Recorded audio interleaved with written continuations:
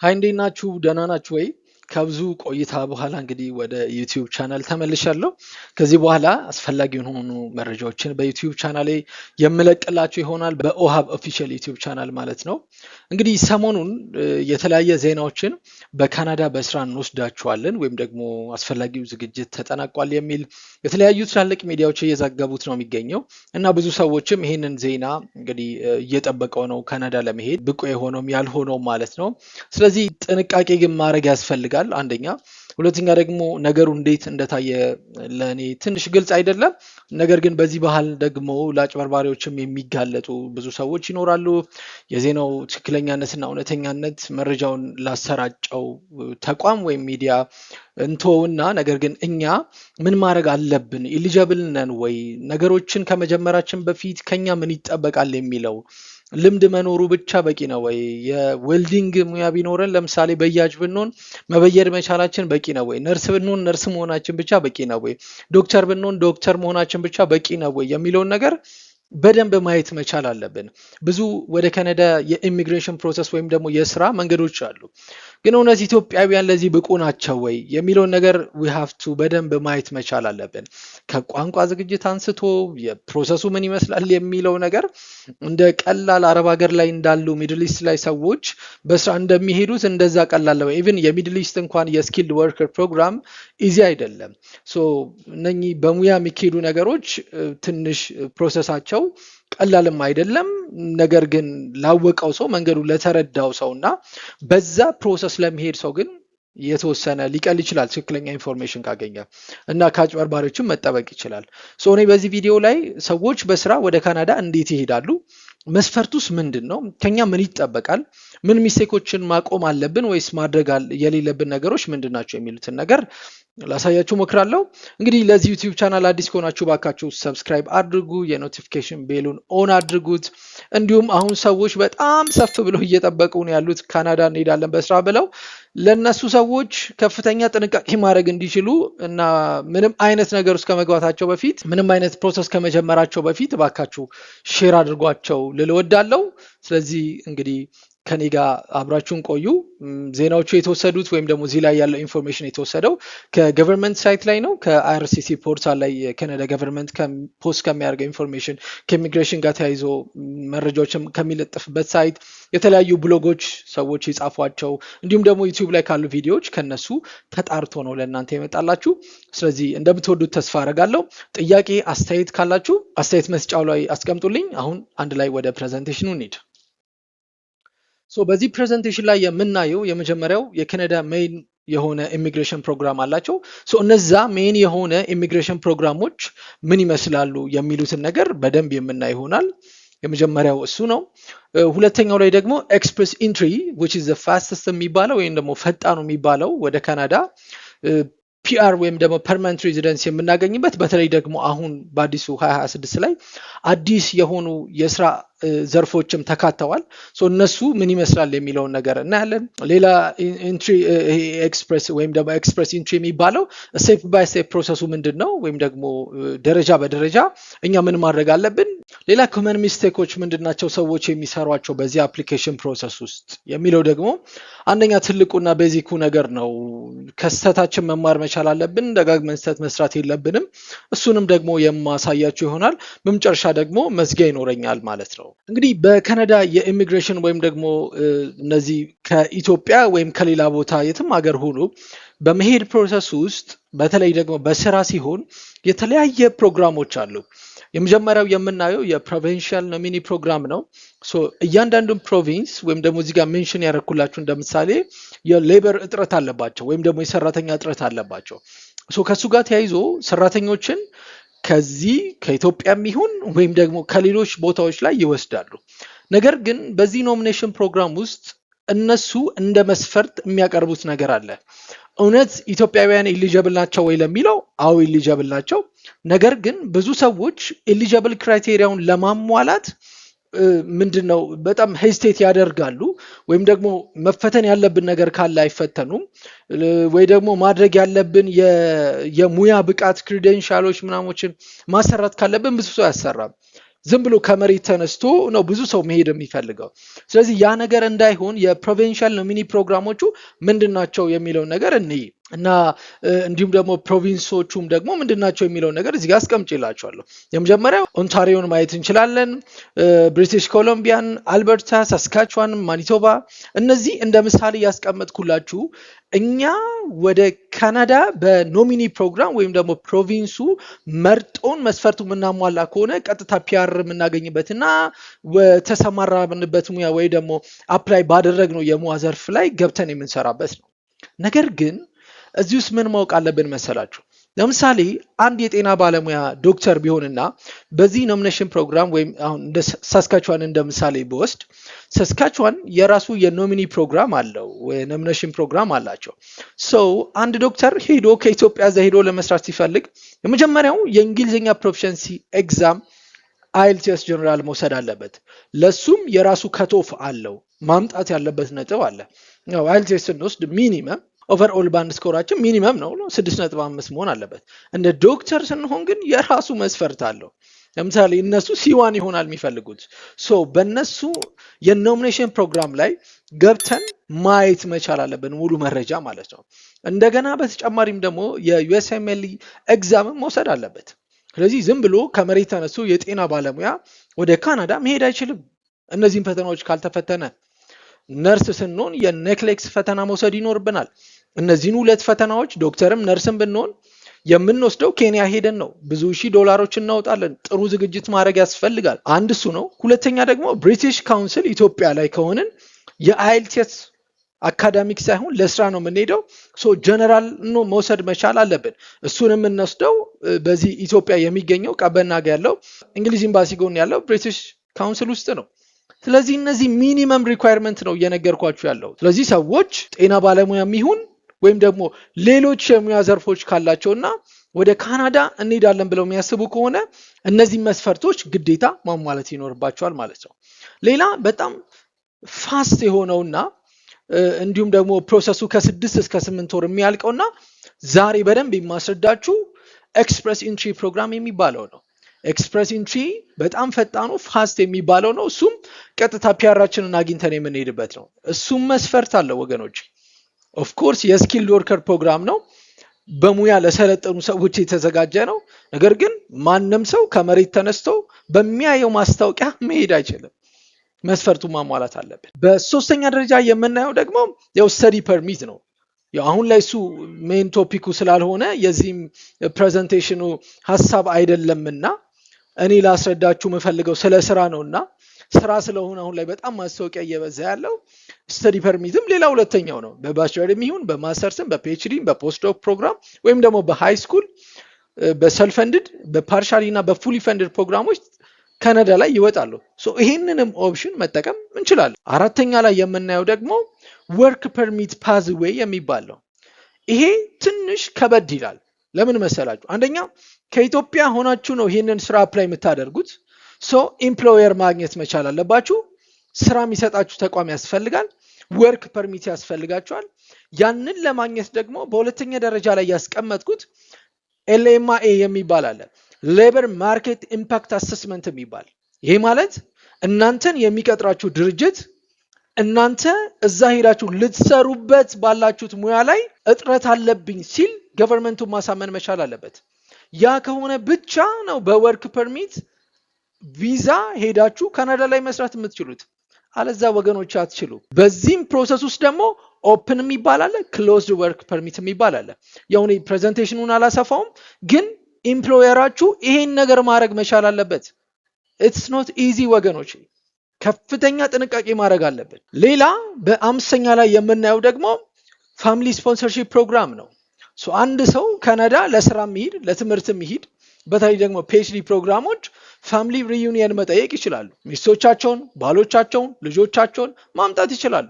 በስራም ከሆነ እንደዛው፣ ወይም ደግሞ እዛ ሄዶ አሳይለም ጠይቆ የአሳይለም ፕሮሰሱን ጨርሶ ወረቀቱን ካገኘ በኋላ እሱም እንደዛው ቤተሰቡን አምጥቶ ከቤተሰቦቹ ጋር መኖር ይችላል። ስለዚህ እነዚህ በአጭሩ የካናዳ የኢሚግሬሽን ፕሮሰስ ተብለው የሚጠቀሱ ናቸው። ነገር ግን ስራ ሲሆን እንደ ፋሚሊ ሪዩኒየን ቀላል አይደለም፣ እንደ ትምህርት ቀላል አይደለም። ፋስተስ የሚባለው ፈጣኑ የሚባለው ኤክስፕረስ ኢንትሪ ነው። ሌሎቹ ኢትስ ቬሪ ኮምፕሊኬትድ ጋይስ፣ በጣም ኮምፕሊኬትድ ናቸው።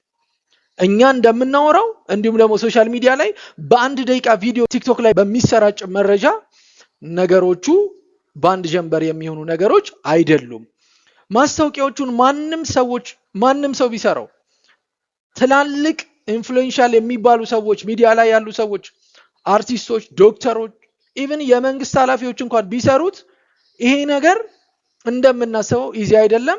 ስለዚህ ጥንቃቄ ማድረግ አለብን። በዛሬው ፕሬዘንቴሽን ላይ በደንብ ኢንፈሳይዝ አድርጌ ላሳያችሁ የምፈልገው ነገር፣ በደንብ እንድታዩ የምፈልገው ነገር ኤክስፕረስ ኢንትሪ የሚባለውን ነው።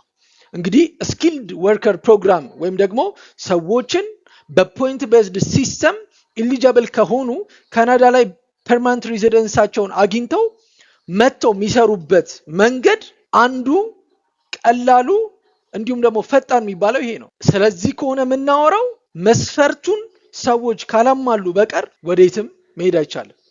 ለኢትዮጵያውያን ደግሞ ምንም ያክል ቀላል ቢሆን ካለን ሬፑቴሽን ካለብን የስኪልድ ሰዎች እጥረት የተነሳ ፕሮግራሙ ኢትስ ቬሪ ኮምፕሊኬትድ እና በጣም ከባድ እና ታፍ የሚባል መንገድ ነው። ከዚህ በፊት ቻንሰን ካርት ፕሮግራም ወይም ደግሞ በጀርመን ሰዎችን በስኪል የመውሰድ ፕሮግራም እያስተዋወቂያችሁ ነበር።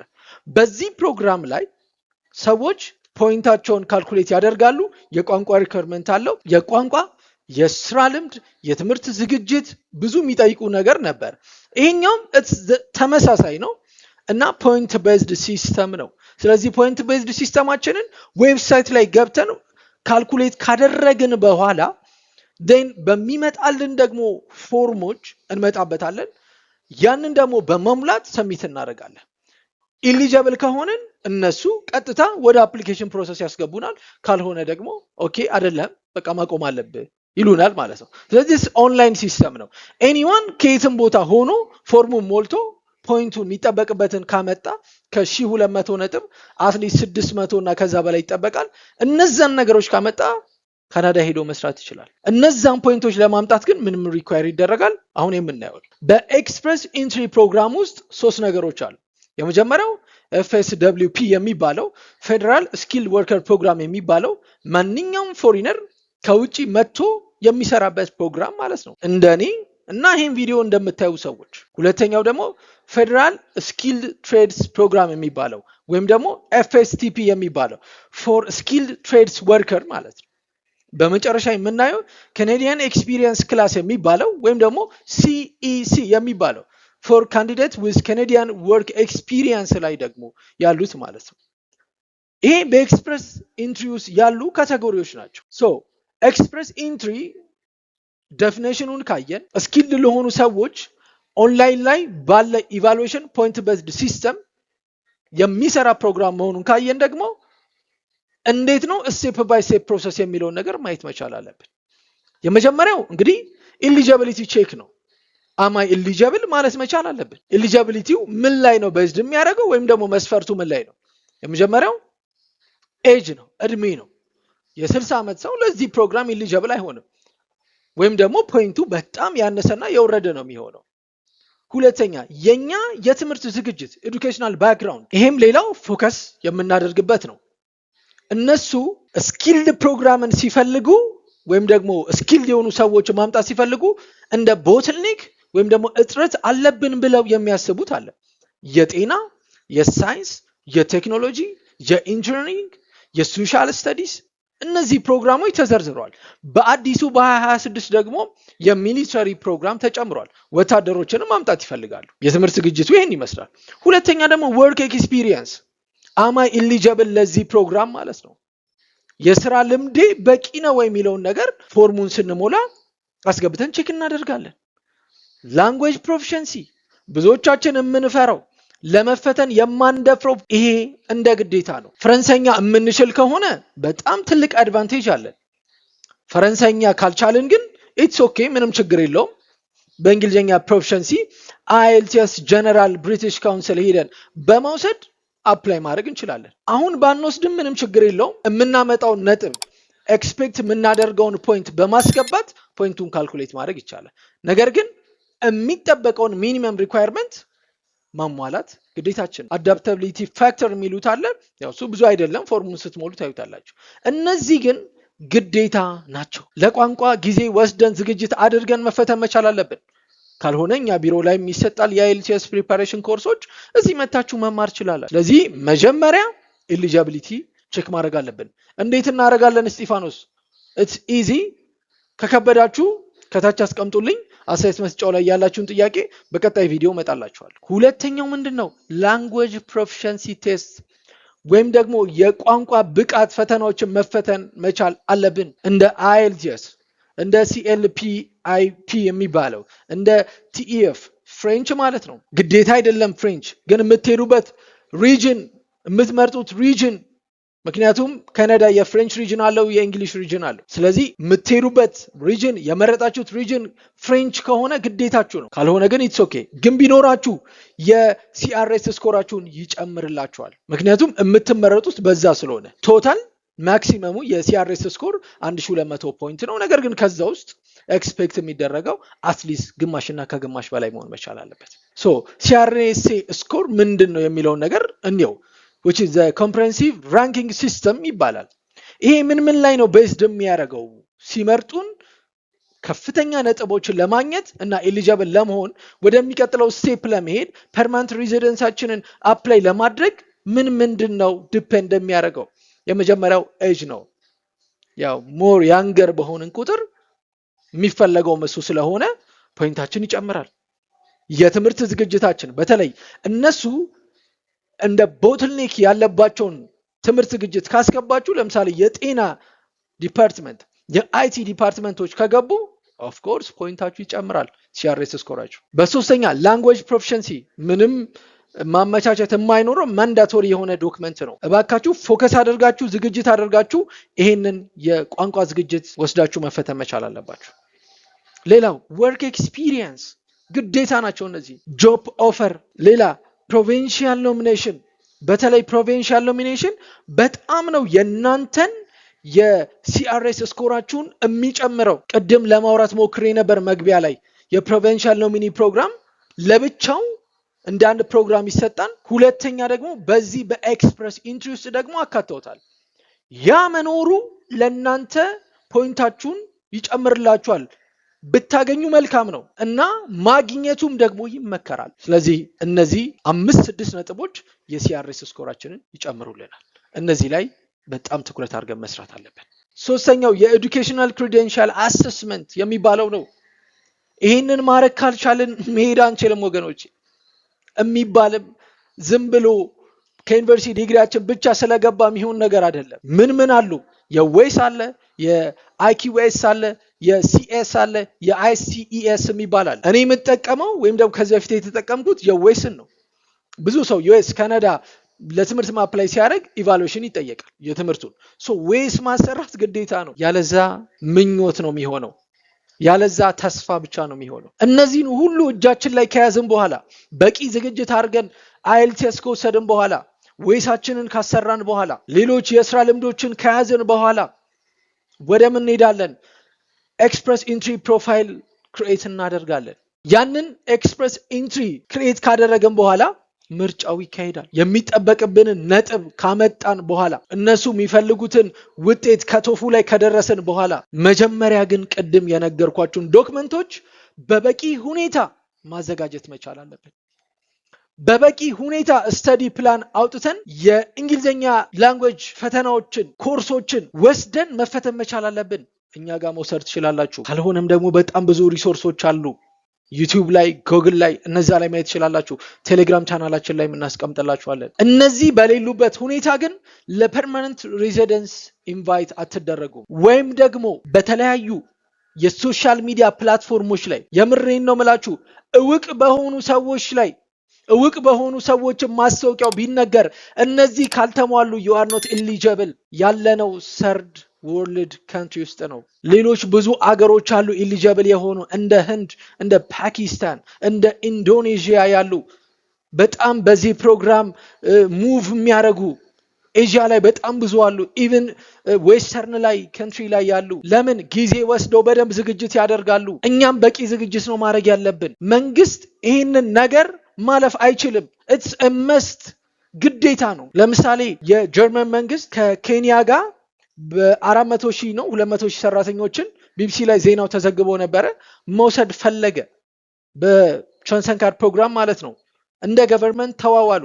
ሲዋዋሉ ግን እንደ ኢሚግሬሽን ወይም ደግሞ ይህንን ፕሮግራም ያወጣው አካል ህጉን አይሽረውም። ህጉ የሚኖር ነው። ኢትዮጵያ ነች ተብሎ የሚሻር ነገር አይደለም ወገኖቼ። ስለዚህ ይህንን ነገር የዘረዘርኩትን ነገር ማሟላት ነው ያለባችሁ። አለዛ በስራ የሚባል ነገር የለም። ሌሎቹም መስፈርቶች እንደዚህ ናቸው። ባይተወይ ቅድም የጠቀስኩት የፕሮቪንሻል ኖሚኒ ፕሮግራም ኤምፕሎየሮችንም ኮሚኒኬት አድርገን ብናገኝ ኢትስ ኤ መስት። ሄዳችሁ እንዴት ኮሚኒኬት ታደርጋላችሁ? አይሆንም። ዜን በመጨረሻ ምን ይሆናል? ከቶፉን አመጣችሁ፣ መስፈርቱን አሟላችሁ፣ ለፒአር ለፐርማነንት ሬዚደንስ ዶክመንታችሁን ሰሚት ታደርጋላችሁ። የእናንተን ፓስፖርት፣ ሜዲካል ኤግዛም፣ ፖሊስ ክሊራንስ ኤንድ ፕሩፍ ኦፍ ፈንድ እንዲሁም ወርክ ኤክስፒሪየንስ ሌተሮች እነሱ ይህንን ካዩ በኋላ ከ6 እስከ 8 ወር ባለ ጊዜ ውስጥ የእናንተ ፒአር አፕሩቭ ይደረጋል ወይ ሪጀክት ይደረጋል። ሞስት ፕሮባብሊ ግን አፕሩቭ ይደረጋል ማለት ነው። ፕሊስ ንቁ፣ በደንብ አድርጋችሁ ሪሰርች አድርጉ። ሌላው ኮመን ኩዌስችኖች ወይም ደግሞ ኮመን ሚስቴክስ የሚባሉት ምንድን ናቸው? አቮይድ ማድረግ ያለብን ነገርስ ምንድን ነው የሚለውን ነገር ማየት አለብን እና ፕሪፓሬሽን ቲፖችንም አሳያችኋለሁ። ሌላ ሎው አይኤልቲኤስ ባመጣ ስኮሬ ያነሰ ቢሆን እችላለሁ ወይ ነው።